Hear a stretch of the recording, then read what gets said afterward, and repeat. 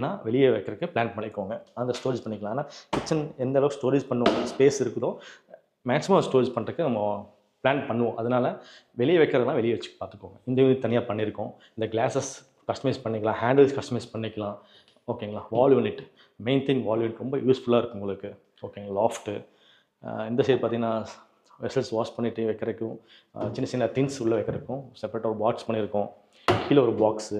ஓகேங்களா? இதுக்கு மேலே கிரானைட் போட்டுக்கலாம். பிரேக்ஃபாஸ்ட் கவுண்டர் செய்யலாம். ஓகேங்களா? அப்படி மேலே பாருங்கள் ஹேங்கிங் லைட்ஸ் கொடுக்குறதுக்கு வேண்டி மேலே ஒரு சின்னதாக ஒரு பார்ட்டிஷன் பண்ணி ஒரு ஃபிக்ஸ் பண்ணியிருக்கோம் பாருங்கள். ஸ்பார்க் லைட்ஸ் கொடுத்துருக்கோம் பாருங்கள்.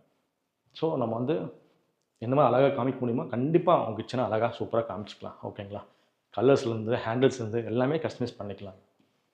ஸோ எப்போவுமே சொல்கிறது இது வந்து இது வுட் இல்லைங்க, இது வந்து யூபிவிசி ஃபஸ்ட் குவாலிட்டிங்க. டெக்ஸ்சர் ஃபினிஷிங், இது கிளாஸி இல்லை.